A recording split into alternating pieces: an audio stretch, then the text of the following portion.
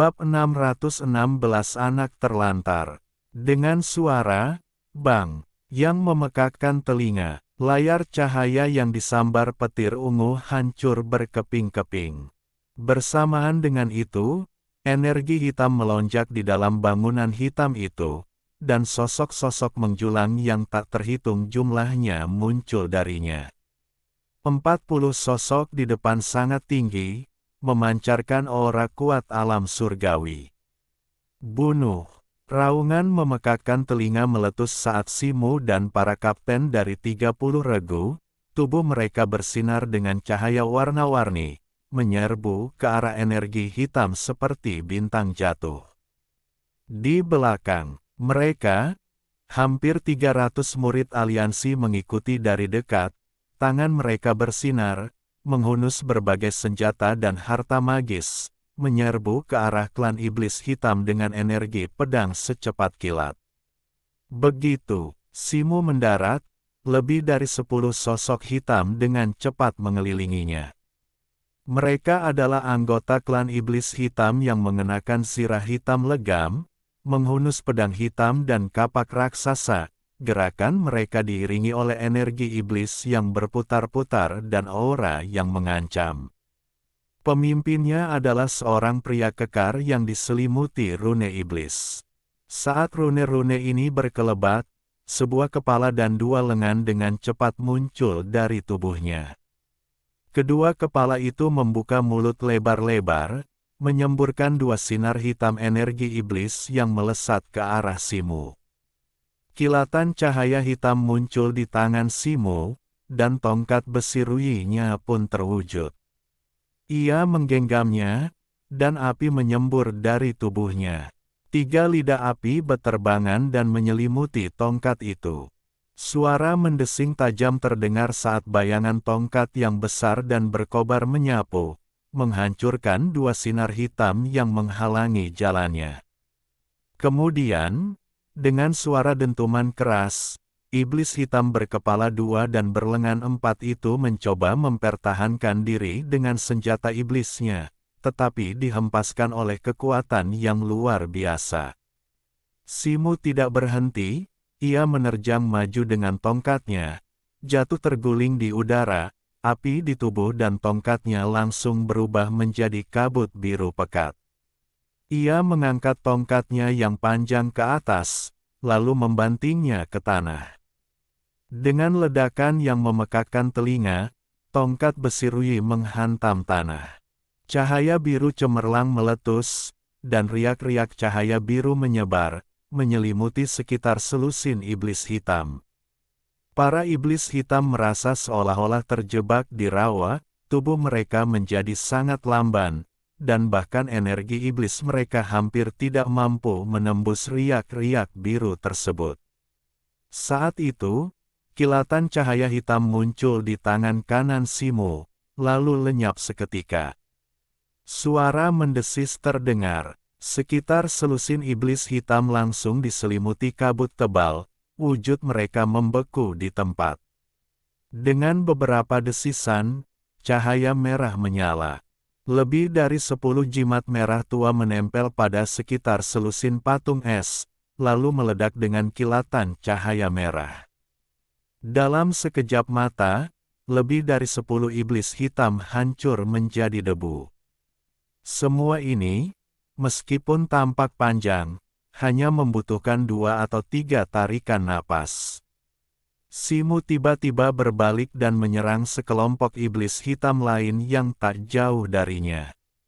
Di sisi lain, 6 atau 7 murid dari Tanah Suci Anggrek Biru dan Sekte Pedang Pengejar Awan, dengan senjata spiritual mereka yang berkilauan, membentuk garis pertahanan yang rapat, menahan lebih dari 20 iblis hitam. Di belakang mereka, Guoken dan 3 rekan muridnya berderak dengan listrik, mereka berempat bersama-sama membentuk susunan petir sejati 4 arah, mengendalikan kilatan petir ungu tebal, yang terus-menerus merenggut nyawa para iblis hitam. Mereka tak lain adalah pasukan geng 465 yang dipimpin oleh Simu. Di bawah perlindungan anggota garis depan, formasi pertempuran yang dibentuk oleh Guo Ken dan yang lainnya dapat mengerahkan kekuatan penuhnya. Pada saat yang sama, sekitar 30 tim yang tersisa, yang terdiri dari lebih dari 300 seniman bela diri tingkat bumi dan penyihir tingkat bulan, yang dipimpin oleh kapten masing-masing, juga terlibat dalam pertempuran sengit dengan hampir 1000 iblis hitam berhamburan keluar dari bangunan benteng. Untuk sesaat, suara pertempuran dan ledakan memenuhi udara. Seolah sengaja menantang Simu, Xiong membantai dengan keganasan yang luar biasa. Diselimuti cahaya kuning, ia memancarkan aura dahsyat seorang ahli alam surgawi tahap akhir. Pedang sihirnya yang kuno dan besar bergerak cepat, bagaikan naga yang muncul dari laut, mengamuk di antara pasukan iblis hitam seolah-olah tak ada apa-apanya. Karena Simu dan kelompoknya tiba-tiba menyerang benteng belakang ini, mereka memiliki keunggulan signifikan, baik dalam hal momentum maupun formasi. Meskipun kalah jumlah hampir setengahnya, pertempuran itu berimbang untuk sementara waktu. Simu dan kelompoknya tidak terburu-buru. Sesuai misi mereka, tujuan mereka hanyalah memecah kebuntuan dan membuat musuh lengah. Begitu bala bantuan tiba, mereka dapat mundur dengan sukses. Namun, setelah hampir seperempat jam pertempuran, bala bantuan gagal tiba seperti yang diharapkan. Selama periode ini, Simu dan kelompoknya, dengan kerugian lebih dari 50 orang yang terluka parah atau bahkan terbunuh, membantai hampir 300 iblis hitam, termasuk 7 atau 8 iblis surgawi. Darah mengalir deras seperti sungai di seluruh benua yang hancur, dan mayat-mayat berserakan di tanah. Namun, setelah kekacauan awal, para iblis hitam, di bawah komando beberapa iblis surgawi tahap akhir, berangsur-angsur stabil dan mulai mengatur serangan balik. Karena perbedaan kekuatan antara kedua belah pihak, situasi berangsur-angsur berbalik. Lagi pula, menghadapi hampir 1000 iblis hitam yang tangguh dan tak kenal takut, Simu dan sekitar 300 pengikutnya yang tersisa merasa semakin sulit untuk mengatasinya. Di sekitar tim Simu, kini terdapat lebih dari 40 mayat iblis hitam, tetapi lebih dari 30 iblis masih mengepung mereka. Guo Ken dan 3 lainnya di belakang terus mengaktifkan Four Directions True Thunder Array, tetapi keempatnya pucat pasi, jelas menderita penipisan mana yang signifikan. Para murid yang melindungi di garis depan juga terluka parah. Taktik yang mereka gunakan dikembangkan oleh Simu selama pertempurannya melawan klan iblis hitam selama dekade terakhir. Mereka hampir tak terkalahkan melawan iblis yang jumlahnya 3 atau 4 kali lipat lebih banyak. Namun, dengan sebagian besar anggota tim diganti dan anggota baru hanya memiliki periode integrasi yang singkat, kekuatan tempur mereka secara keseluruhan berkurang secara signifikan. Jika musuh lebih banyak jumlahnya, mereka akan kewalahan.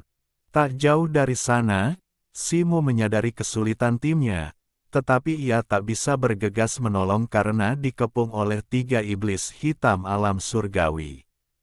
Ah! Jeritan terdengar. Di antara mereka yang melindungi Guo Ken dan 3 lainnya, seorang murid sekte pedang Zhu Yun tersambar pilar energi iblis. Senjata sihir dan aura pelindungnya terkorosi, lalu perut dan dadanya tertusuk oleh 2 iblis hitam yang muncul dari sisi lain, tewas seketika. Jika taktik tim Simu, yang menggabungkan serangan dan pertahanan, begitu tidak efektif, tim lawan bahkan lebih buruk lagi. Untuk sesaat, medan perang dipenuhi jeritan melengking, dan korban aliansi meningkat drastis. Kita kalah jumlah, kita hampir kewalahan. Pertempuran di sini sudah berlangsung hampir setengah jam.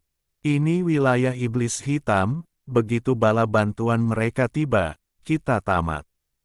Konon, benteng 8 dan 10 sedang tertahan, mereka seharusnya tak bisa mengirim bala bantuan ke sini dalam waktu dekat. Tapi di mana bala bantuan kita?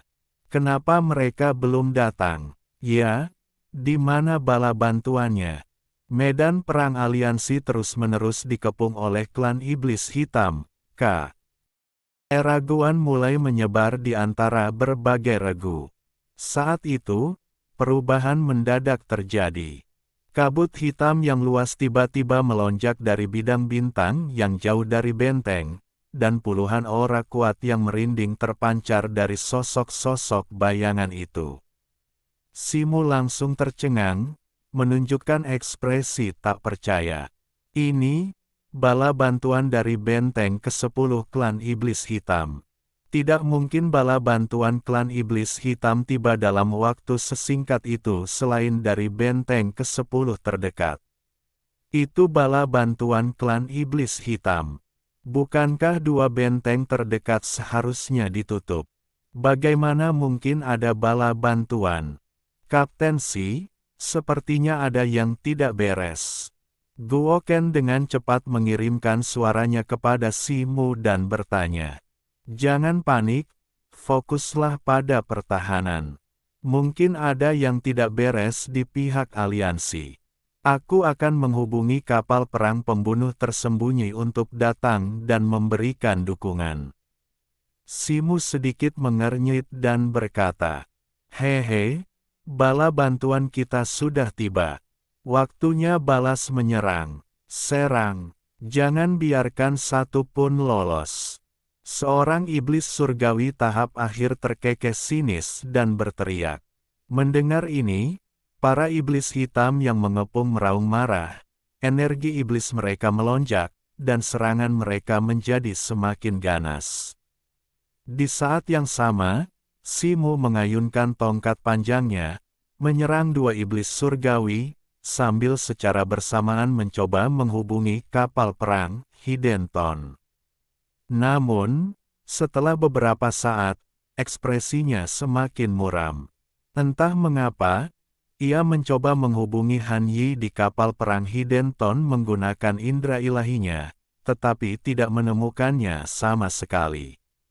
Entah Han Yi sengaja menyembunyikan keberadaannya, atau ia sudah meninggalkan area itu, jauh di luar jangkauan indera ilahinya.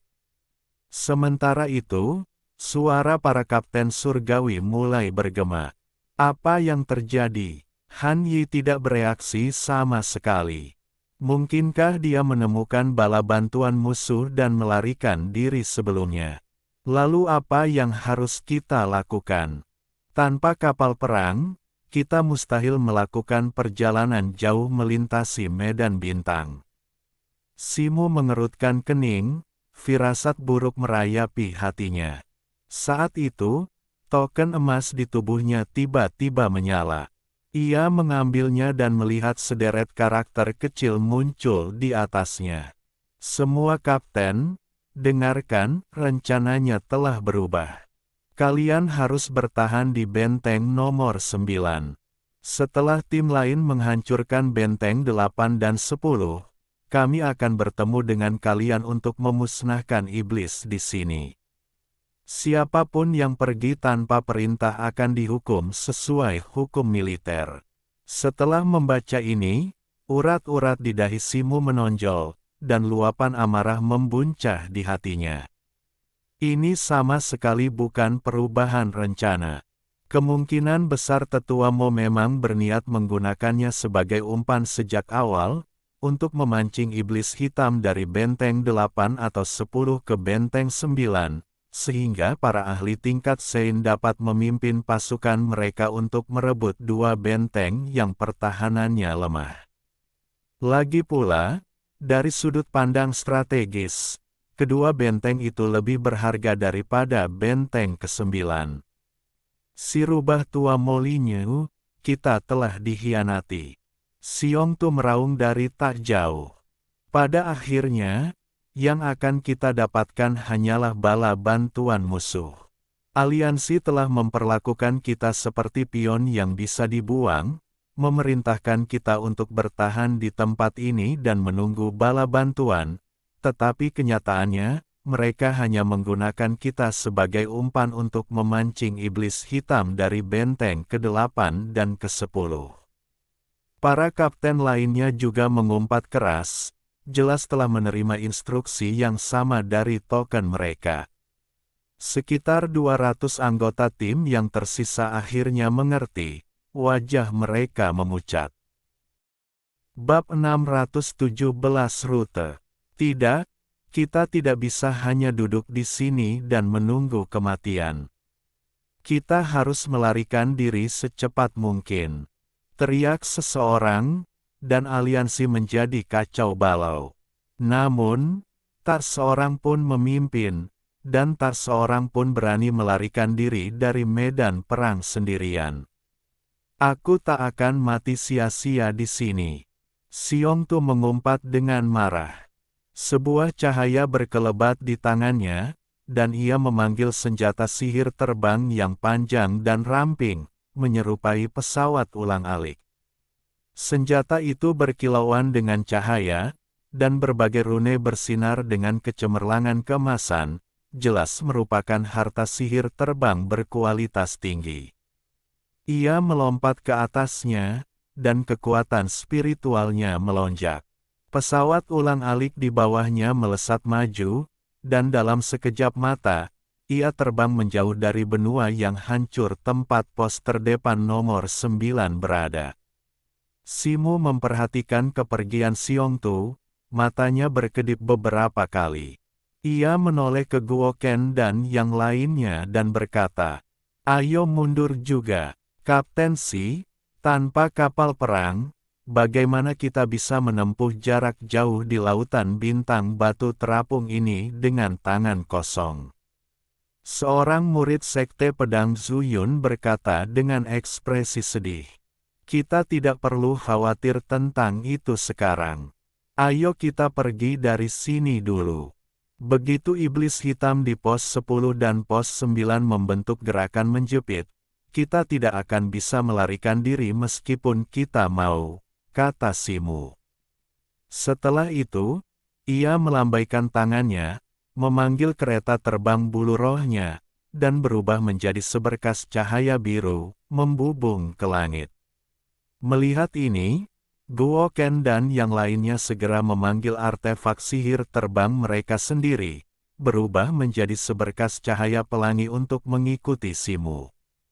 Melihat seseorang memimpin, para kapten yang tersisa juga memanggil artefak sihir terbang mereka dan memimpin bawahan mereka melarikan diri.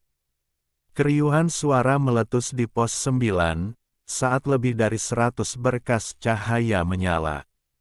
"Kalian mau kemana?" Iblis hitam, yang telah bertarung sengit dengan para murid aliansi, meraung dan berubah menjadi awan kabut hitam, membubung ke udara dan mengejar para murid aliansi yang melarikan diri. Namun, tepat saat para anggota aliansi melarikan diri ke langit, puluhan rantai tebal yang terbentuk dari kabut hitam membentang di hamparan bintang, menghalangi jalan mereka seperti rantai besi yang melintasi sungai. Di ujung kabut hitam yang lain, bala bantuan klan iblis hitam yang mendekat dengan cepat. Xiong Tu berhenti di depan rantai itu, ekspresinya muram. Seorang murid tingkat surgawi, yang berada tepat di belakangnya, menggertakkan gigi dan meraung, cahaya perak berkelebat di sekelilingnya. Memimpin 7 atau 8 murid tingkat bumi, ia dengan paksa menerobos area yang terhalang oleh rantai kabut hitam. Begitu mereka mendekat, puluhan rantai kabut hitam tiba-tiba bergetar hebat, melilit seperti naga hitam dan menjerat kelompok itu. Area itu langsung tertutup sepenuhnya oleh kabut hitam, yang berputar dan berderak, memancarkan cahaya spiritual. Setelah beberapa lolongan memilukan, keheningan menyelimuti mereka. Melihat ini, Baik Xiongtu maupun Simu dan yang lainnya yang datang tampak muram. Dengan penyergapan di depan dan para pengejar di belakang, banyak murid tampak panik dan bingung harus berbuat apa. Tetaplah dekat denganku. Simu mengangkat sebelah alisnya dan berbisik kepada Guo Ken dan yang lainnya. Setelah itu, ia menyimpan kereta terbang bulu rohnya. Api menyembur dari tubuhnya. Kedua sayap apinya yang besar mengepak, dan ia bergegas menuju area yang tertutup kabut hitam. Api berputar-putar di sekitar tongkat hitamnya, yang tiba-tiba ia pegang, dan aliran energi putih mulai berputar dan berkumpul. Di bawah naungan bayangan tongkat merah tua, energi putih itu langsung mengembun menjadi binatang buas, terikat oleh tongkat. Besi Simu. Binatang-binatang itu gemetar ketakutan. Dengan raungan Simu, langit berbintang bergema dengan lolongan binatang buas. Gugusan energi merah tua yang tak terhitung jumlahnya, seperti binatang raksasa yang diliputi api, melonjak keluar, membentuk semburan besar yang menderu menuju kabut hitam. Tiba-tiba, selusin rantai hitam tebal melesat keluar dari kabut hitam, bertabrakan dengan semburan merah tua Simu. Boom! Ledakan memekakkan telinga terdengar saat beberapa harimau merah dan rantai hitam bertabrakan, langsung hancur dan menyebarkan percikan api. Kemudian, ratusan binatang merah menerjang ke depan, menyebabkan bebatuan yang mengapung di bidang bintang ini bergetar hebat. Rantai hitam, yang melemah karena benturan terus-menerus, terhenti. Tepat pada saat itu, tongkat merah tiba-tiba muncul dari percikan api, diliputi api yang berkobar, dan menghantam rantai kabut hitam, permukaannya samar-samar diwarnai api putih. Dengan ledakan memekakkan telinga, tongkat api itu menghantam selusin rantai hitam secara langsung memecahkan beberapa celah di kehampaan, dan rantai itu patah menjadi dua. Sebuah celah tiba-tiba terbuka di kabut hitam, memperlihatkan langit berbintang yang tersembunyi di baliknya. Simu mengepakkan sayap apinya dan menjadi yang pertama melewatinya, diikuti oleh Guo Ken dan yang lainnya yang telah bersiap. Melihat hal ini, murid-murid aliansi lainnya bergegas berbondong-bondong, mencoba melarikan diri. Namun, karena jumlah mereka yang sangat banyak, hanya sekitar 100 orang yang cepat dan berada di depan yang berhasil melewati celah tersebut. Banyak yang terhalang di celah tersebut. Xiongtu sudah cukup dekat dengan celah tersebut. Setelah mendorong beberapa orang yang menghalangi jalannya, ia melompat. Sebelum murid-murid aliansi yang tersisa dapat melarikan diri, klan iblis hitam dari Benteng 9 telah menyusul. Pada saat yang sama, bala bantuan klan iblis hitam tiba di dekatnya, dan sejumlah besar energi iblis menyapu, mengembun menjadi lebih dari 10 rantai kabut hitam raksasa yang menyerang celah tersebut. Rantai-rantai itu menyapu langit berbintang dan menelan murid-murid aliansi yang belum melarikan diri. Dari dalam kabut hitam, jeritan kesakitan langsung terdengar. Orang-orang Bai yang telah melarikan diri tidak berani berlama-lama, segera mengemudikan perahu terbang mereka dan meliuk-liuk di antara batu-batu besar yang mengapung. Di antara 100 orang ini, lebih dari 10 adalah mantan kapten mereka. Wajah mereka kini tanpa kilau sebelumnya, masing-masing lebih pucat daripada sebelumnya, dan mereka terbang dalam diam. Simu melirik kelompoknya, kini, termasuk Guo Ken, hanya tersisa 6 orang. Mereka terbang melintasi hamparan bintang yang luas, kira-kira waktu yang dibutuhkan untuk menyeduh secangkir teh sebelum klan iblis hitam akhirnya menghilang dari pandangan, dan ketegangan pasukan yang kalah ini sedikit mereda. Tepat saat mereka terbang melewati sebuah meteorit besar, fluktuasi dahsyat tiba-tiba beriak di angkasa. Segera setelah itu, di sisi lain meteorit itu, sebuah celah sempit tiba-tiba muncul di langit yang gelap, dan gumpalan cahaya abu-abu pucat muncul darinya. Turbulensi bintang. Simu mengerutkan kening dan berteriak. Petik 2. Minggir segera. Teriak seorang murid tingkat surgawi dengan waspada. Semua orang terkejut dan segera mengubah arah, bergerak sejauh mungkin dari meteorit itu. Turbulensi bintang adalah cahaya abu-abu yang dipenuhi kekuatan kacau yang terbentuk ketika sebuah planet hancur. Ia adalah hasil perpaduan kekuatan yin dan yang tertinggi di alam semesta, yang memiliki daya penghancur luar biasa yang mampu menghancurkan apapun yang disentuhnya dalam sekejap.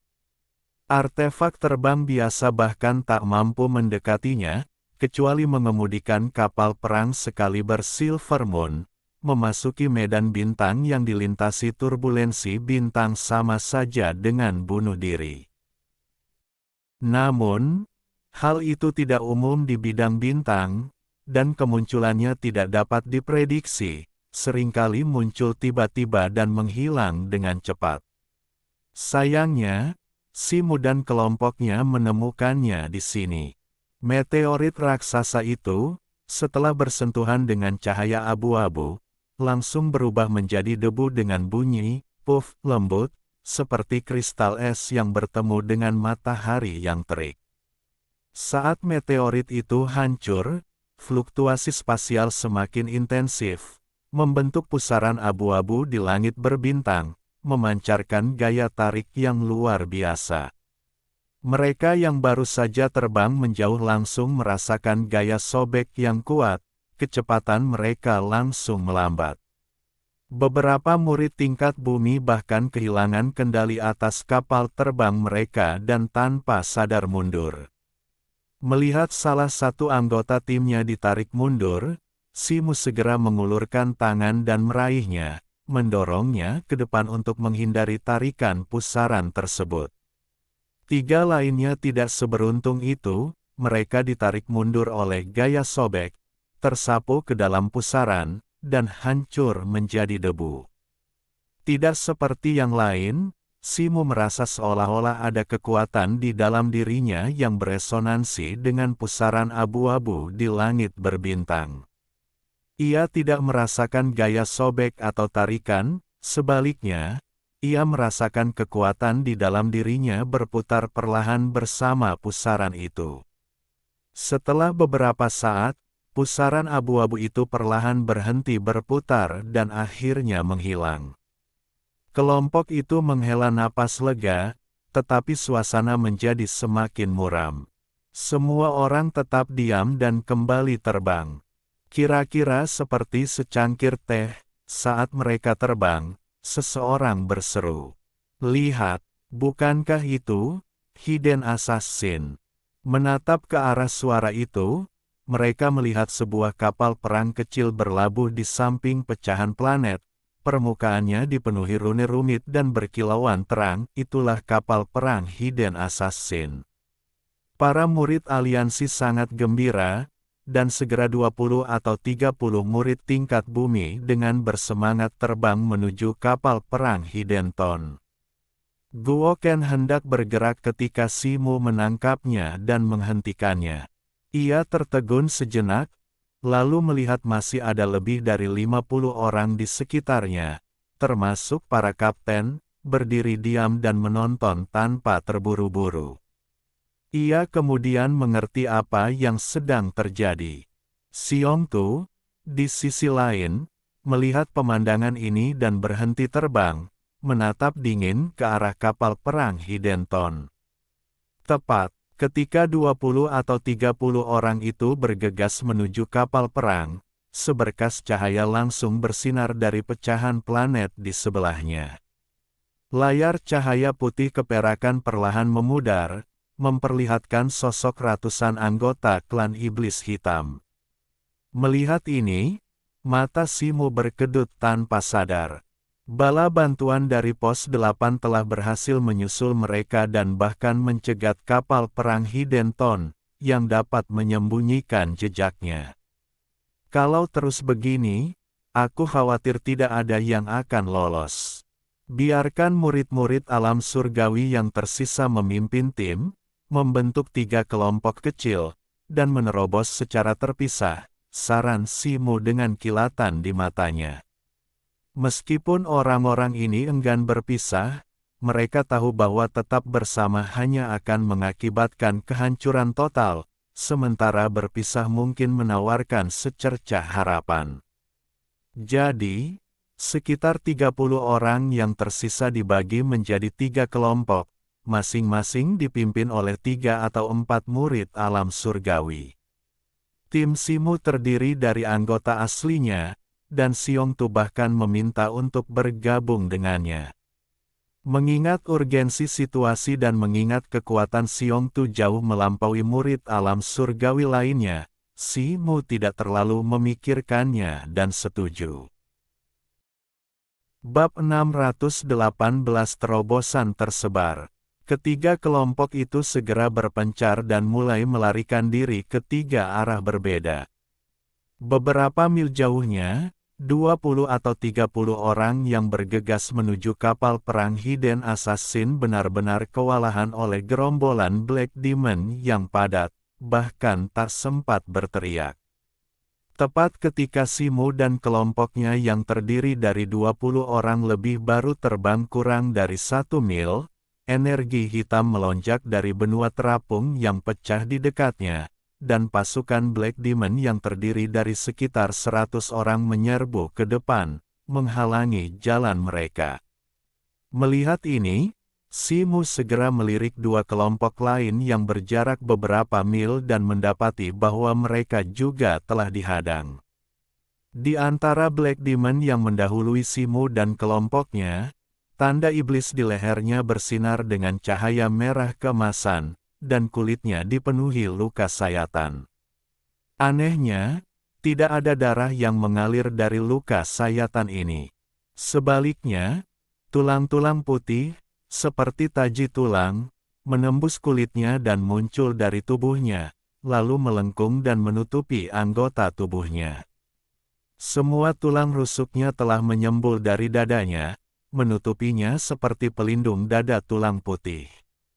Simu melangkah lebar, tongkat hitamnya yang bermandikan api menghantam dengan ganas. Namun, iblis bersirah tulang itu membalas serangan itu dengan menyilangkan tangan. Dengan suara dentuman teredam, tubuh iblis bersirah tulang itu tertekuk, wajahnya menunjukkan rasa sakit saat tongkat besi Rui milik Simu tertahan kuat oleh sirah tulangnya. Raungan keluar dari mulutnya, energi iblis melonjak, dan 2 tulang putih tajam tiba-tiba mencuat dari lengannya, bersiul 2 kali saat menusuk dada Simu. Ekspresi Simu berubah dingin. Ia mundur selangkah, tongkat hitamnya bergetar seperti tombak, lalu menancap ke depan. Iblis bersirah tulang itu menghantam dada Simu secara langsung, tanpa menunjukkan rasa takut. Namun, pada saat itu, senyum di wajahnya tiba-tiba membeku, dan ia membuka mulutnya lebar-lebar, menyemburkan seteguk darah kental. Iblis bersirah tulang itu menundukkan kepalanya tak percaya, menatap tongkat besi gelap yang menusuk dadanya. Tongkat itu sendiri tampak biasa saja, kecuali kabut abu-abu aneh yang menempel padanya. Ia tidak tahu bahwa kabut abu-abu ini adalah aura kacau yang bercampur dengan kekuatan yin dan yang ekstrim. Sementara itu, tak jauh dari Simu, pedang besar kuno Xiongtu berkilau dingin saat muncul dari dada iblis hitam alam surgawi. Dengan Simu dan Xiongtu membuka jalan, 2 kapten alam surgawi lainnya melancarkan jurus mematikan mereka, memimpin lebih dari 20 murid alam bumi dalam pertempuran berdarah. Tepat ketika Simu dan kelompoknya hendak melarikan diri, tim ke-8 dan ke-9 dari dua kelompok pertempuran lainnya, yang terhambat oleh terobosan mereka, dihadang oleh iblis hitam dan tidak dapat menerobos. Melihat ratusan iblis hitam yang mengepung kapal perang Hidenton hendak menyusul, para kapten, mengabaikan nyawa sekitar 40 murid alam bumi mereka, bergegas menuju Simu. Hal ini menyebabkan barisan pertempuran yang sudah genting runtuh seketika, menyebarkan lebih dari 40 murid peringkat bumi dari kedua kelompok pertempuran. Sekelompok idiot, Xiong Tu mengumpat melihat ini. Saat para kapten bergegas maju, para iblis hitam yang mengejar dari kapal perang pembunuh tersembunyi juga mengalihkan perhatian mereka ke arah ini dan menyerbu ke arah mereka. Maju, teriak Simu, cahaya putih muncul di kedua sayapnya yang berapi-api. Tongkatnya menyala, membunuh beberapa iblis hitam yang menghalangi jalannya dalam satu serangan, membawa Guo Ken dan yang lainnya keluar dari pengepungan. Xiong Tu dan dua kapten lainnya mengikuti dari dekat di belakang Simu, memimpin tim mereka keluar. Di belakang merek A, 9 kapten peringkat surga, kecuali satu yang sayangnya terjebak, melarikan diri sebelum pengepungan dapat ditutup kembali. Simu terbang di depan yang lain, melirik ke belakang ke arah sekitar 30 orang yang telah melarikan diri, dan tak dapat menahan napas. Tiba-tiba, sebuah sentakan menyambarnya, dan firasat bahaya yang sangat kuat melonjak ke dalam hatinya. Ia segera menarik kembali sayap apinya dan berhenti, tetapi para kapten alam surgawi di belakangnya, karena kecepatan mereka yang berlebihan, tidak dapat langsung berhenti dan terus melaju, dengan 5 di antaranya bahkan menyalip Simu dan bergegas maju. Saat itu, gelombang energi spiritual yang sangat dahsyat tiba-tiba melanda, dan dari benua terapung di depan, sebuah tangan kabut iblis raksasa, sebesar gunung, tiba-tiba terulur dan menyapu Simu dan yang lainnya. Badai dahsyat, membawa energi iblis yang membumbung tinggi, menerjang dari depan, menyebabkan area meteorit dan benua yang pecah di laut bintang batu apung bergetar dan runtuh, menerbangkan batu-batu. 5 kapten alam surgawi, kehilangan akal sehat mereka, bergegas ke tangan kabut iblis, tubuh mereka bersinar terang, mencoba melepaskan diri, tetapi langsung dicengkeram dan dihisap oleh tangan raksasa itu. Beberapa ledakan keras terdengar berturut-turut. Sebelum orang-orang itu sempat berteriak, mereka meledak di dalam tangan iblis, berubah menjadi awan kabut darah.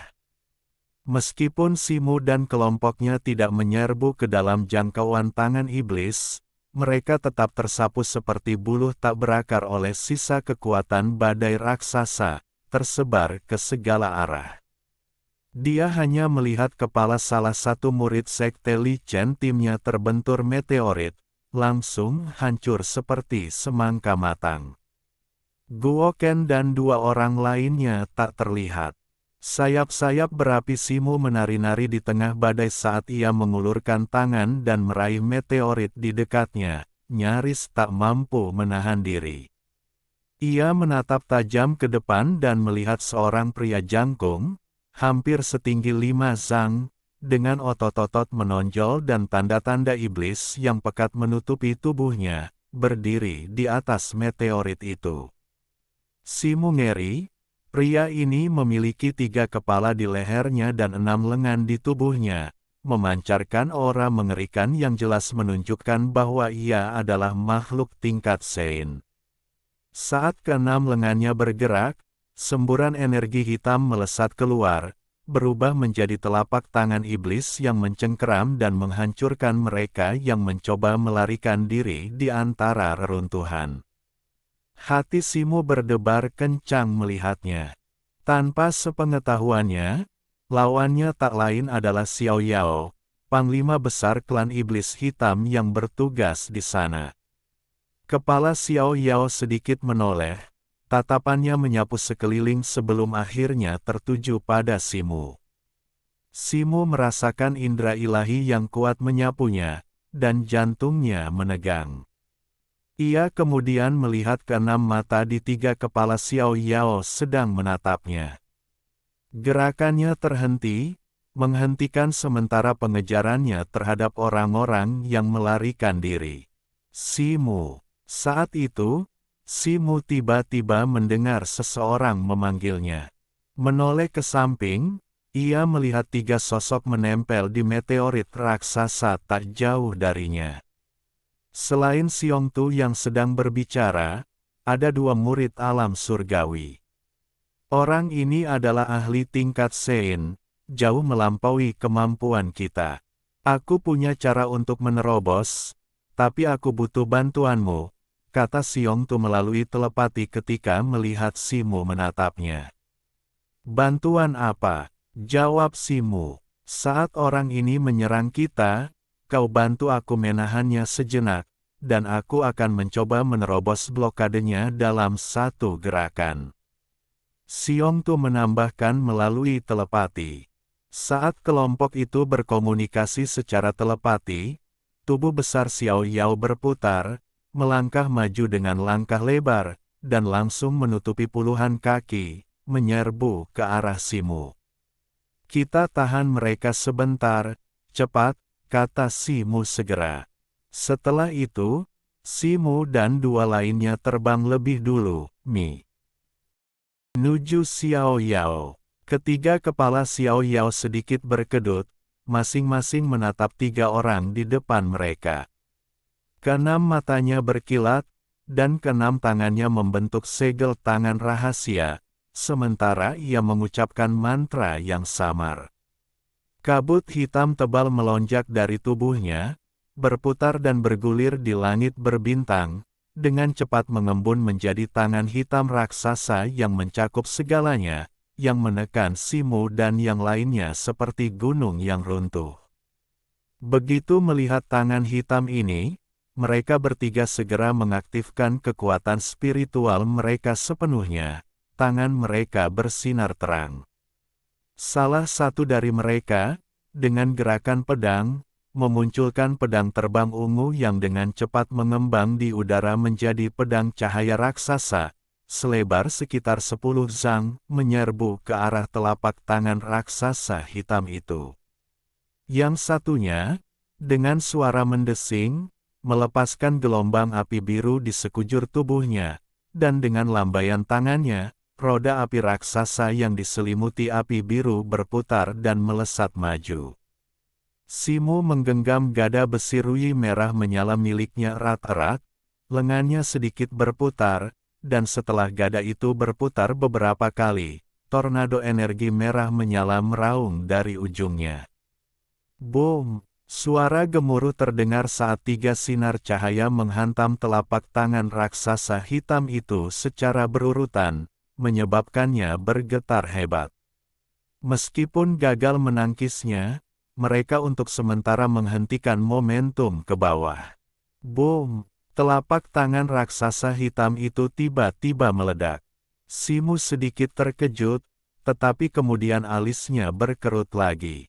Kabut hitam yang terbentuk dari tangan hitam raksasa itu dengan cepat bergulung dan menyebar ke beberapa arah, langsung berubah menjadi bola kabut hitam yang menyelimuti mereka bertiga, termasuk Xiongtu. Saat itu, Simu tiba-tiba merasakan fluktuasi energi spiritual yang familiar dan segera berbalik, lalu tersenyum masam.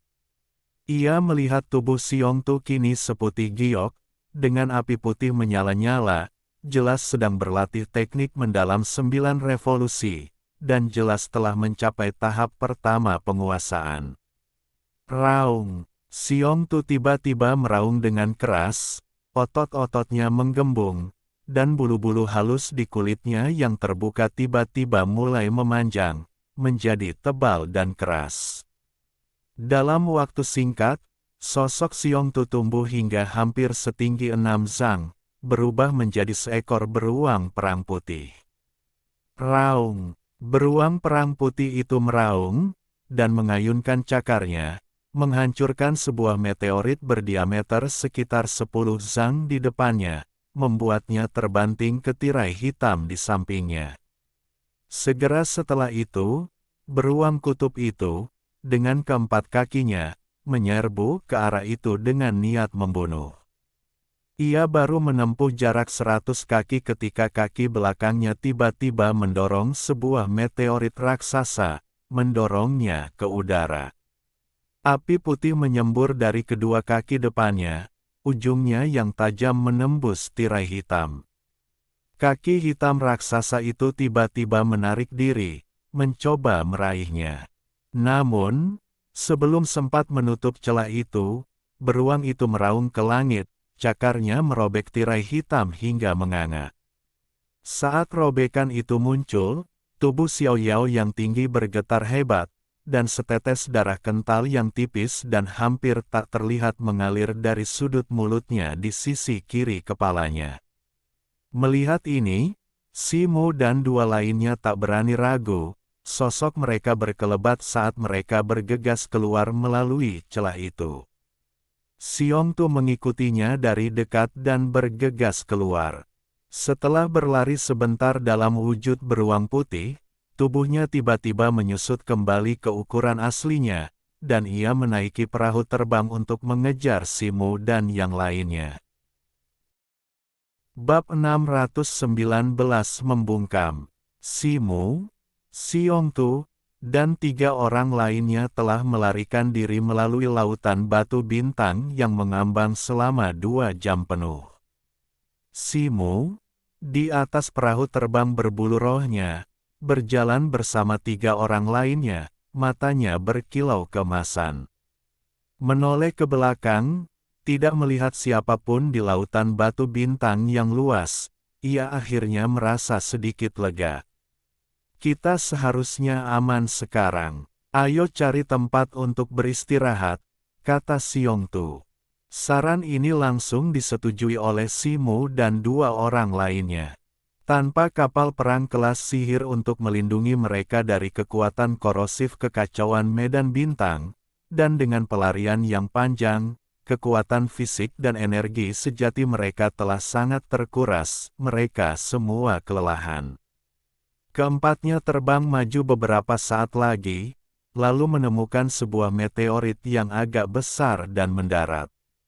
Begitu Xiong Tu mendarat, ia langsung duduk bersila, menancapkan pedang raksasa kunonya ke tanah di depannya, lalu memegang batu roh kelas atas di masing-masing tangan untuk mengatur pernapasan dan memulihkan diri.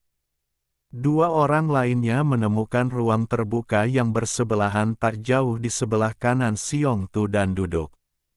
Simo melihat salah satu pria itu duduk bersila, dan dengan bunyi dentang, sebuah pedang panjang berwarna biru kehijauan ditusukkan ke tangannya, menyelimutinya dengan aura energi pedang yang samar. Pria ini adalah Qin Zheng, seorang murid alam surgawi tingkat menengah dari Sekte Pedang Zuyun. Ia pernah bertugas dalam misi bersama tim Simo, sehingga Simo mengingatnya. Qin Zheng tidak hanya memiliki pedang Lingyun tingkat senjata sihir, tetapi ilmu pedangnya juga luar biasa. Berbekal pedangnya sendiri, ia menghadapi klan iblis hitam alam surgawi tingkat akhir tanpa rasa takut. Simo kurang mengenal pria itu, ia hanya mengenalnya sebagai murid elit alam surgawi tingkat akhir dari Sekte Li Chen bernama Fantian. Sepertinya ia tidak berlatih teknik petir tingkat 9 dari Sekte Li Chen, melainkan menguasai teknik berbasis api yang kuat, diagram binatang Li Huo Zhen. Simo memilih sebuah batu yang agak jauh dari Xiong Tu, bersandar di sana, dan duduk. Ia mengeluarkan beberapa pil dan menelannya, lalu mengeluarkan 2 batu roh berkualitas tinggi dan menggenggamnya di telapak tangannya sebelum menutup mata untuk bermeditasi. Setelah beberapa lama, Xiong Tu perlahan menarik pedang raksasa kunonya dari tanah, membelai bilahnya dengan tangan yang lain, dan berkata, Kita berjuang mati-matian untuk aliansi, hanya untuk berakhir seperti ini. Meskipun kita lolos dengan selamat untuk saat ini, kita melanggar perintah dalam pertempuran, dan aku khawatir kita tidak akan bisa menjelaskan diri kita sendiri ketika kita kembali. Aliansi meninggalkan kita seperti sepatu usang. Bagaimana mereka bisa menyalahkan kita karena melanggar perintah untuk melindungi diri kita sendiri? Kata Qin Zheng dengan marah. Mungkin itu benar, tetapi aturan adalah aturan. Ketika kita pertama kali tiba di benteng, kita sudah tahu harga dari melanggar perintah dalam pertempuran. Kita pasti akan dihukum ketika kita kembali. Fan Tian menghela napas dan berkata dengan sedikit khawatir. Hukuman lebih baik daripada kehilangan nyawaku sia-sia. Aku sudah menyelesaikan masa tugas 10 tahunku. Entah aku dihukum atau jasaku disita, aku akan kembali apapun yang terjadi. Kali ini, semua berkat kemampuan luar biasa kakak senior Xiong yang membuat kita bisa lolos dengan selamat. Dia benar-benar pantas menjadi salah satu dari 3 kemampuan ilahi agung Tanah Suci Qinglan, kata Qin Zheng. Memang, jika bukan karena teknik mendalam 9 revolusi milik kakak Xiong, kita mungkin tidak akan lolos semudah ini. Konon, teknik ini, jika dikuasai, bahkan dapat beregenerasi dari setetes darah, memiliki kekuatan tak terbatas. Energi yin dan yang ekstrim yang dikandungnya juga merupakan musuh bebuyutan energi iblis. Melihatnya hari ini, reputasinya memang pantas, kata Fan Tian. Simu tidak berkata sepatah kata pun, hanya fokus memulihkan energi sejatinya sambil memperluas indera ilahinya untuk berjaga-jaga. Hehe, kalian berdua terlalu baik. Ngomong-ngomong, aku, Xiong, punya solusi jitu yang bisa mencegah kalian dihukum, kata Xiong Tu, sambil menancapkan ujung pedang panjangnya ke tanah dengan ringan. Oh, solusi bagus apa? Ekspresi Fan Tian berubah, dan ia segera bertanya. Kalau kau mati, kau tidak perlu kembali untuk dihukum, kata Xiong Tu sambil tersenyum. Apa, kau, Qian Ren? Kata-kata Xiong Tu baru saja keluar dari bibirnya ketika kilatan keganasan muncul di matanya. Sisel, tiba-tiba, permukaan pedang panjang ajaib di tangannya bersinar terang dengan cahaya perak. Dari meteorit tempat mereka berdiri, ribuan bilah cahaya perak melesat keluar dari tanah seperti teratai emas yang mekar dari bumi. Simu bereaksi sangat cepat. Saat bilah-bilah perak itu muncul, api berkobar di belakangnya, sisik emas keluar dari tubuhnya, dan ia menepuk tanah dengan satu tangan, melompat ke udara dan melayang di sana, gada ruyinya sudah di tangan. Tatapannya menyapu ke bawah, dan ia melihat Qin Zheng sudah memegang pedang panjang berwarna cian. Dengan gerakan cepat, energi pedang melonjak di sekelilingnya, berbenturan keras dengan bilah-bilah cahaya perak, menciptakan serangkaian suara gemerincing yang menggetarkan gigi. Di sisi lain, Fan Tian langsung tertutupi lapisan tebal sisik cian, dan sesosok hantu binatang buas yang tampak hidup tiba-tiba muncul di dadanya, menyemburkan api cian yang mengepul dari mulutnya. Bilah-bilah cahaya putih itu hanya menembus lapisan terluar sisik cian sebelum tertahan dengan kuat, lalu meledak dalam kobaran api cian. Penjagal beruang, apa yang ingin kau lakukan? Fan Tian meraung marah. Kau gila, alih-alih membunuh klan iblis hitam, kau malah memulai konflik internal dengan kami. Umpat Qin Zheng dengan marah. Apa yang ingin kulakukan? Hehe, ini semua salahmu karena melihatku menggunakan teknik mendalam 9 revolusi. Aku yakin kau tahu masalah ini tidak nyaman untuk disebarkan. Soal anak itu, Simu, hehe, aku sudah cukup membencinya sejak pertama kali kita bertemu, tapi aku tidak pernah punya kesempatan. Bear Bacer menunjuk Simu dan berkata dengan senyum sinis. Saat aku melihatmu menggunakan teknik mendalam 9 revolusi, aku mulai curiga kau punya motif tersembunyi. Aku tidak menyangka aku benar. Aku hanya tidak menyangka kau begitu keras kepala. Qin Zheng mendengus dingin dan berkata, Petik 2, tahu kami masih waspada padamu, kau masih berani menyerang. Kau seperti mencari mati. Sehebat apapun teknik mendalam 9 revolusi, apa yang bisa dicapainya hanya dengan satu putaran. Fan Tian mendarat di samping Qin Zheng dengan gerakan cepat, sambil berkata demikian.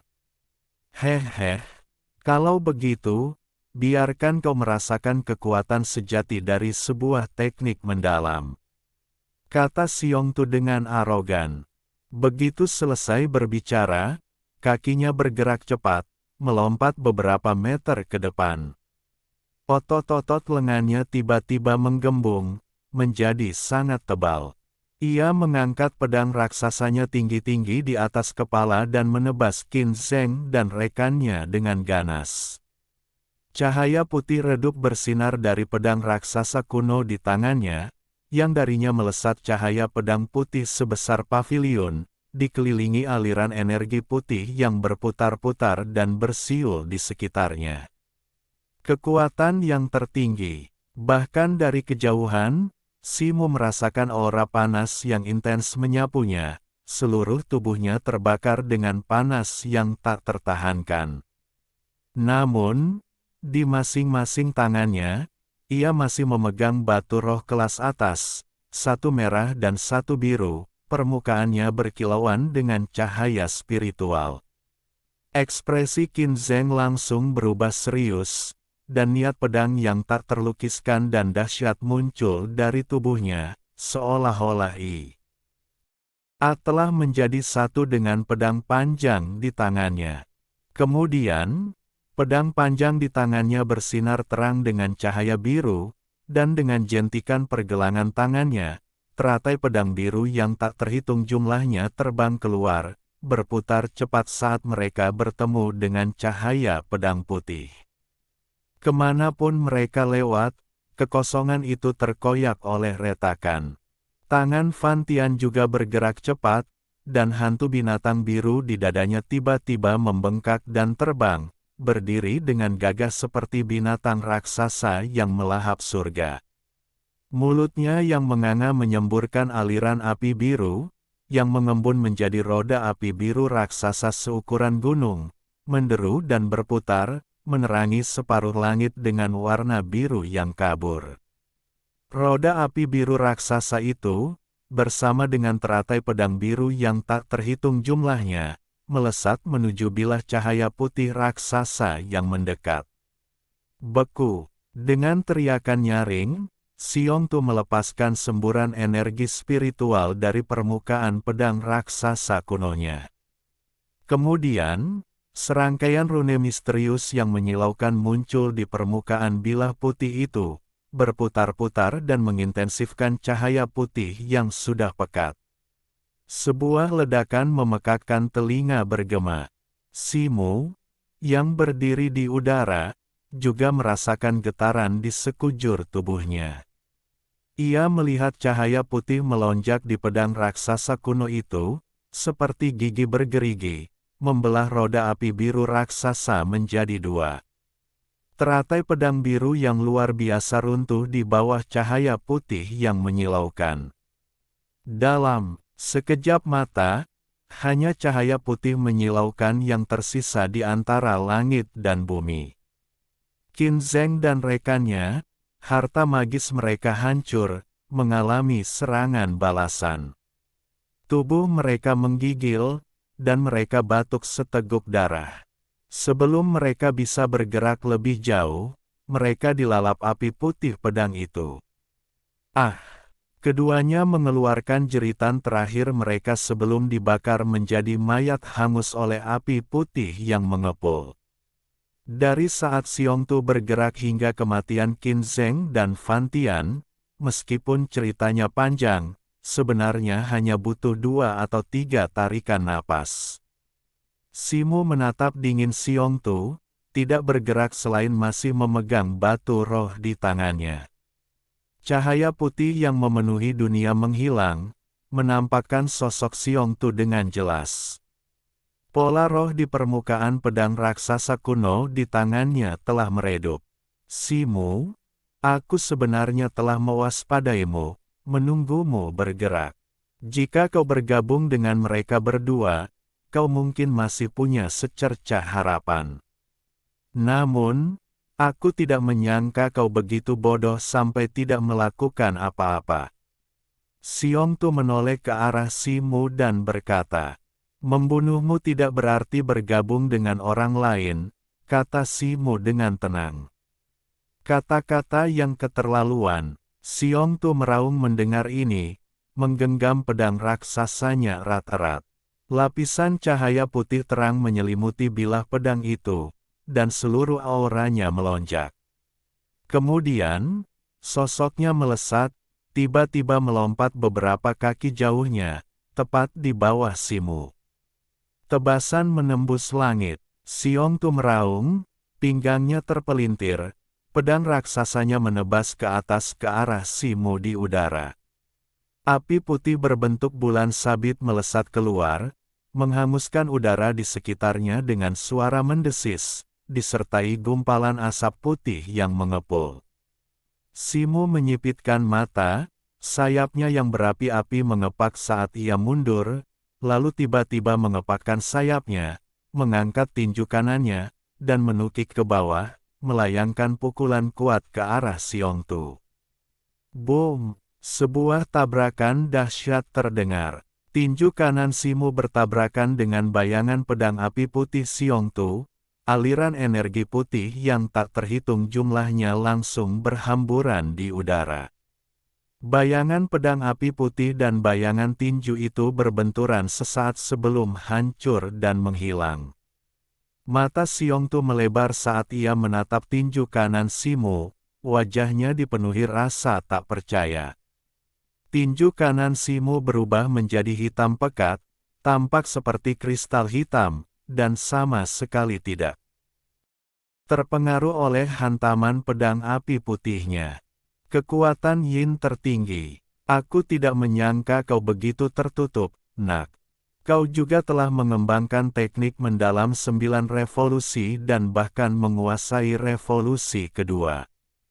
Pantas saja kau berani begitu sombong, kata Xiongtu. Bab 620 Krisis. Apa? Takut? Tanya Simu. Takut? Lucu sekali. Memangnya kenapa kalau kau sudah mencapai tingkat kedua teknik mendalam? Lagi pula, kau hanyalah seorang kultivator tahap awal tingkat surgawi. Kau tidak layak melawanku. Karena kau juga sudah menguasai teknik mendalam, maka kematianmu tidak sia-sia. Kata Xiongtu. Begitu ia selesai berbicara, Xiongtu tiba-tiba menyarungkan pedang panjangnya, dan fluktuasi energi spiritual yang kuat mulai memancar dari tubuhnya. Awuo, ia melolong panjang, dan pakaiannya langsung robek.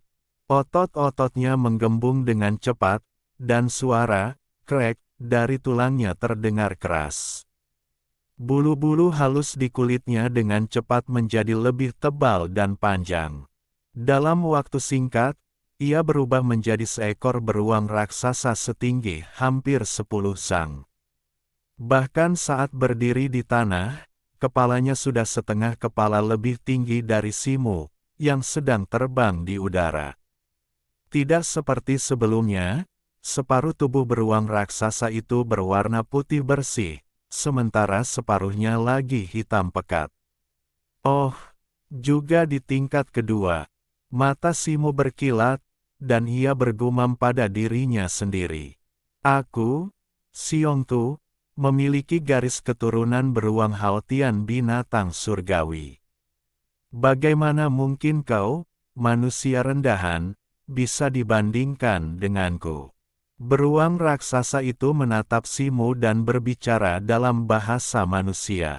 Setelah itu, ia mengangkat kaki kirinya, langsung melepaskan api putih yang membara, menutupi langit, menelan Simo. Simo menarik kembali tinju kanannya, lengannya berkilat cahaya gelap, dan menghantamkannya ke depan. Sebuah bayangan tinju hitam raksasa muncul, bertabrakan dengan kaki beruang api putih raksasa itu. Boom! Simo merasakan kekuatan yang luar biasa menghantamnya. Sebelum ia sempat mundur, ia terpental mundur oleh benturan tersebut. Ia terguling beberapa kali di udara sebelum akhirnya berhasil berdiri tegak, tetapi darah dan ki-nya masih bergejolak di dalam dirinya. Ia batuk seteguk darah. Kita berdua berada di tingkat kedua teknik mendalam. Bagaimana rasanya kekuatan yang tertinggi di bawah tubuh sejati binatang surgawiku? Kata beruang raksasa itu. Simo tidak menjawab, tetapi kilatan cahaya melintas di matanya.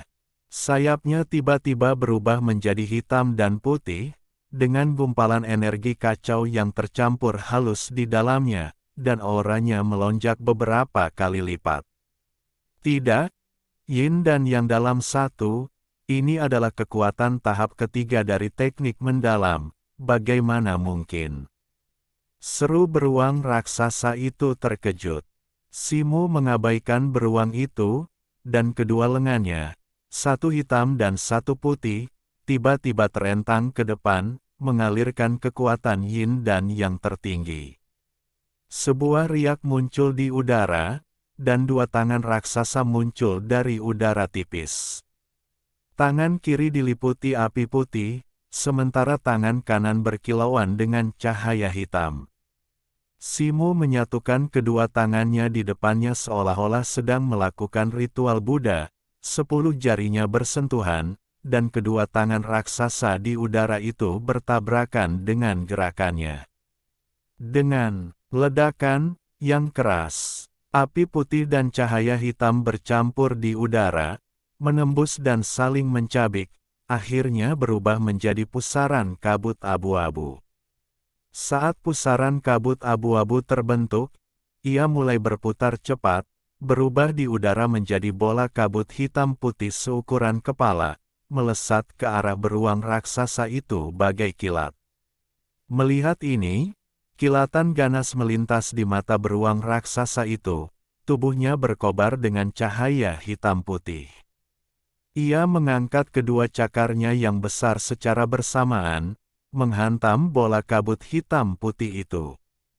Sebongkah es putih, sebesar gunung, didorong oleh bola api raksasa, melesat dengan kecepatan luar biasa, melesat menuju bola kabut hitam putih itu. Dibandingkan dengan neraka es, bola kabut hitam putih ini tampak tak berarti, tampak sama sekali tak berdaya. Namun, dalam es, kejap, bola kabut hitam putih itu menyapu seluruh gunung es, menembus api putih yang berkobar, dan menghantam dada beruang raksasa itu dengan kecepatan luar biasa. Raungan memekakkan telinga pun terdengar. Sebelum beruang raksasa itu sempat berteriak, ia meledak bersama gunung es, mengirimkan pusaran cahaya hitam dan api putih yang membumbung tinggi ke langit dan menyapu ke segala arah. Dalam sekejap, dunia berubah menjadi hitam putih. Di udara, anggota tubuh dan pecahan gunung es yang tak terhitung jumlahnya beterbangan, lalu ditarik kembali oleh suatu kekuatan beberapa saat kemudian. Kabut yang kacau itu tampak telah berubah menjadi monster raksasa, rahangnya yang menganga terus-menerus melahap anggota tubuh dan pecahan es tersebut. Sesaat kemudian, tanah kembali sunyi, tanpa energi spiritual, sama seperti ketika kelompok itu tiba. Sebuah bongkahan besar meteorit telah terkelupas, memperlihatkan lubang yang dalam dengan diameter sekitar 3 meter, di dasarnya terdapat sisa-sisa beruang yang hancur. Simu menatap lubang itu sejenak, lalu sayap hitam putihnya yang berapi-api kembali berubah menjadi merah tua, dan ia mengepakkannya dengan lembut saat turun dari udara. Kulitnya juga pucat. Pelarian yang berulang dan penggunaan kekuatan mendalamnya tidak memberinya waktu untuk pulih, mengakibatkan beberapa luka dalam dan pernapasan yang tidak stabil. Simu menghela napas pelan, mengeluarkan beberapa pil penyembuh, dan menelan semuanya sekaligus, yang sedikit memperbaiki kulitnya. Ia melambaikan tangannya, melepaskan semburan cahaya biru yang menyapu artefak penyimpanan dan harta magis lainnya yang jatuh dari samping mayat Xiong Tu dan yang lainnya. Melihat mayat Xiong Tu, hati Simu tergerak. Ia membalikkan tangannya dan mengeluarkan sebuah botol giok putih kecil, lalu membuat segel tangan dengan tangan satunya dan menunjuk ke depan. Dari dalam mayat Xiong Tu, helaian darah tipis, sehalus rambut, muncul, mengembun menjadi bola darah kecil di atasnya. Dipandu oleh segel tangan Simu, darah itu terbang dan menghilang ke dalam botol giok putih. Setelah menyimpan botol giok putih dengan hati-hati, Simu juga mengambil jiwa iblis ketiga pria itu, lalu melambaikan tangannya dan melepaskan bola api, mengubah mereka, bersama sisa-sisa dua orang lainnya, menjadi abu. Kemudian, ia memanggil perahu terbang bulu rohnya, yang melayang dengan anggun, berubah menjadi seberkas cahaya biru dan terbang ke kejauhan. Bersamaan dengan itu, ia menggenggam dua batu roh kelas atas, dengan cepat menyerap energi sejati mereka.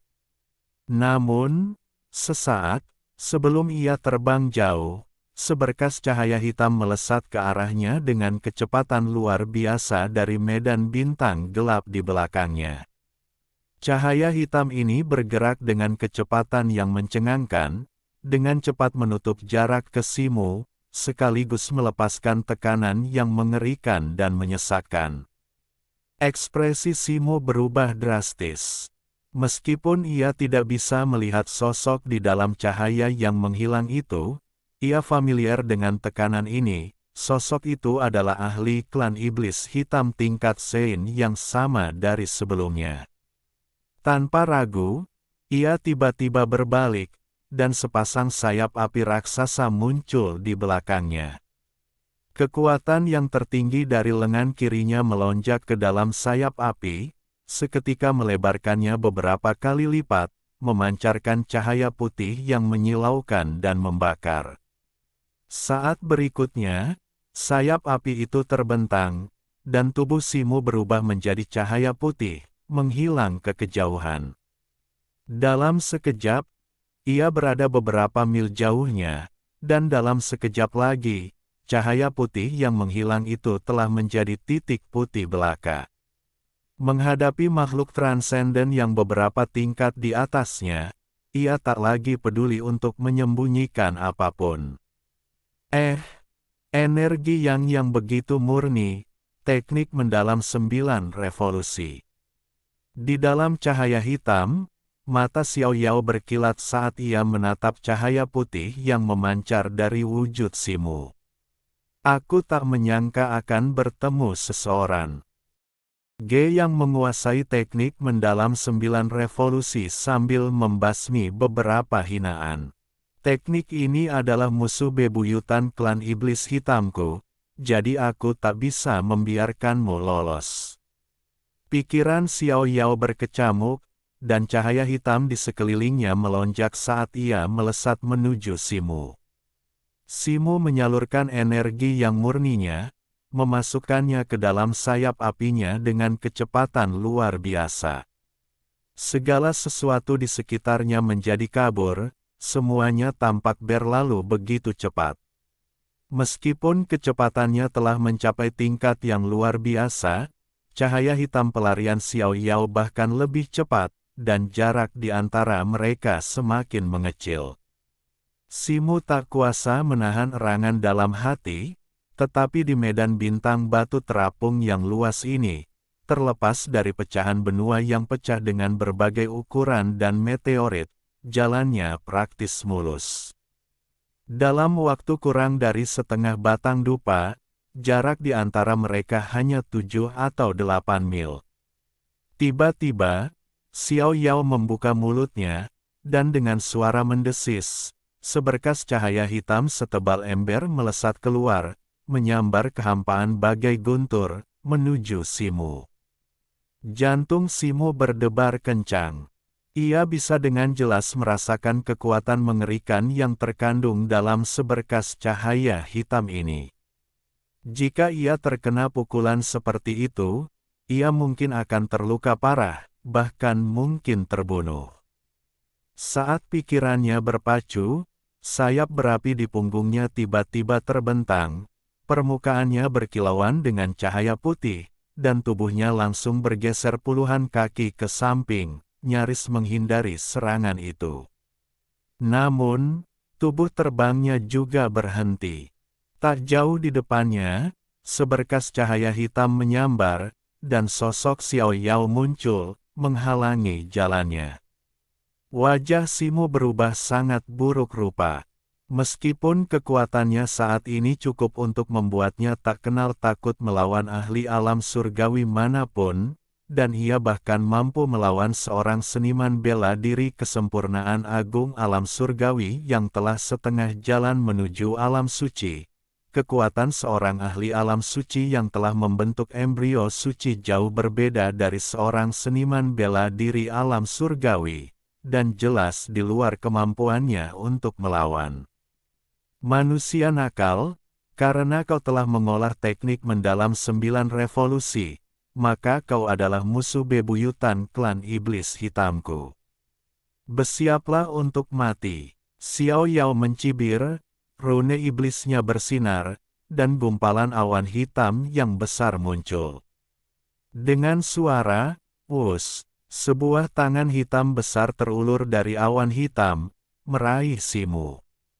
Sebelum tangan hitam itu tiba, sebuah kekuatan dahsyat menghantam, mendistorsi dan merusak kehampaan di sekitarnya saat menekan Simu. Tubuh Simu bersinar dengan cahaya keemasan, langsung menyelesaikan transformasi totemnya. Pada saat yang sama, tubuhnya bersinar dengan cahaya merah tua, dan gambar Dharma Kera merah tua tiba-tiba melompat keluar dari tubuhnya, memegang tongkat api raksasa. Raung! Gambar Dharma Kera merah tua meraung, tongkat api raksasanya tiba-tiba membesar beberapa kali lipat, dan berayun seperti pilar api raksasa, menghantam tangan hitam itu. Secercah penghinaan terpancar di mata Xiao Yao saat ia menjentikkan jari, membentuk beberapa segel tangan. Tangan hitam itu tiba-tiba membengkak, membesar beberapa kali lipat lagi, permukaannya ditutupi rune iblis yang padat. Dengan gerakan cepat kelima jarinya, ia meraih tongkat api raksasa itu bersama gambar Dharma Kera merah tua, hendak menghancurkannya. Saat itu, sesosok melintas di atas tangan hitam itu, dan Simu muncul. Seluruh tubuhnya kini memancarkan cahaya keemasan dari sisiknya, sementara tubuhnya juga memancarkan api merah tua dan cahaya biru kehijauan yang berkobar. Ia secara bersamaan dan tanpa ragu melepaskan kekuatan penuh kitab suci api kera merah, teknik air Netherworld, dan kekuatan totem, melepaskan kekuatan mengerikan dari tubuhnya, menyebabkan kehampaan di sekitarnya bergetar hebat dan terdistorsi. Di tangannya, tongkat besi Ruyi memancarkan cahaya hitam tak terbatas, kekuatannya jauh melampaui tongkat api citra Dharma Kera merah. Minum, Simu meraung, tiba-tiba mengayunkan gada besi Ruyinya, yang berubah menjadi bayangan tongkat besar dan tebal yang menghantam tangan hitam itu. Dengan suara, bang, permukaan tangan hitam itu berkilat liar sebelum runtuh sepenuhnya. Ekspresi Xiao Yao berubah, lalu berubah menjadi marah. Junior, aku meremehkanmu. Kau ternyata punya banyak trik, dan kau bahkan bisa melepaskan kekuatan yang mendekati peringkat Sein. Ia meraung, lalu melambaikan kedua tangannya. Awan hitam bergejolak, dan 7 atau 8 tangan hitam muncul darinya, membanjiri Simu dan langsung memblokir semua rute pelariannya.